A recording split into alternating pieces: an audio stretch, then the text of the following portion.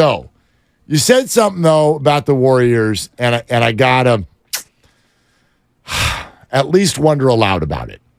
You said after Steve Kerr called out the Warriors after the Nuggets game, said they made a bunch of mindless plays, and, yeah, he did have a different vibe to him, that suddenly it's been a different Warrior team since then. Well, I think, if I'm remembering correctly, the Warriors have only played 3 games since then.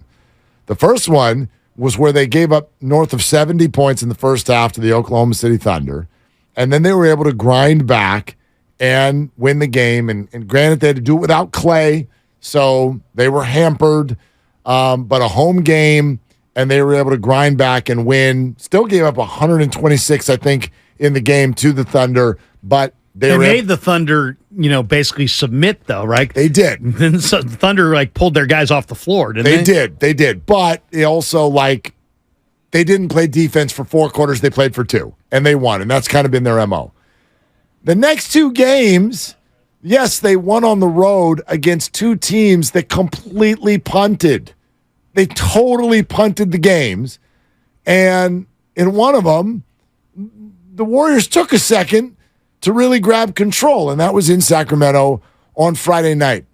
I don't know how much we learned about these NBA teams that were winning last week, because more often than not, they were going against teams that were totally punting the game to them.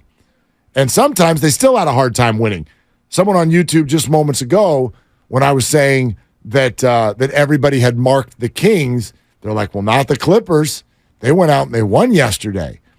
I found that a lot of people don't know the dynamic that was in play in the Western Conference yesterday. The Clippers could not comfortably lose to the Suns and stay in the playoffs.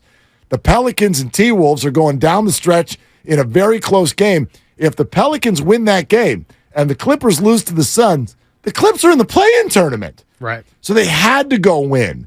But believe you me, I'm sorry, Kings fans. Everybody wanted you. It's a fact. Nobody believes. Everybody wanted you. Now, you get to go prove them all wrong, but everybody wanted you. Yeah.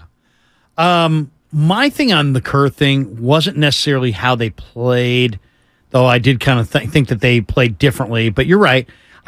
It was more about Kerr has covered them, and now he isn't covering them. Okay. You know what I mean? It's like, hey, guys, I'm going to cover you.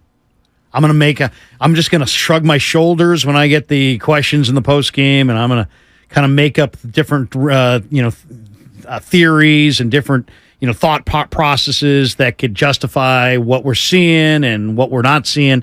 But I ain't doing that anymore. I'm just kind of calling you out. And I kind of felt like he was calling his guys out. I mean, mindless, calling your team mindless from the mid-second quarter to the 4-minute mark of the fourth is that you ain't covering anybody there. There's no coverage there. So I thought that was huge. Then you mentioned the Warriors haven't necessarily played well. I agree. But let's look at the Portland game. It wasn't just, you can't control what the other team does. You can only control what you do. The Warriors have started some games a lot this year where it's like they're digging themselves a first quarter hole. They're sleepwalking through. It's like the opening tip is not the opening tip to them. Look how much energy they came out with against the Blazers at the beginning. So that's what I got out of that. Yeah, the Blazers were doing what the Blazers were doing, but it was the Warriors' energy and the way they just absolutely crushed them from the beginning. That's more playoff. That looked like a playoff tune-up more than just another regular season playing out the string. Yeah, we've been conditioned for 10 years that this team is going to be the best version of itself at the right time and summon the energy and all of that stuff. And I don't really have much of a reason not to think that that's going to happen again. But, Steve Kerr reaches a point where it's like, look, I can't protect you anymore.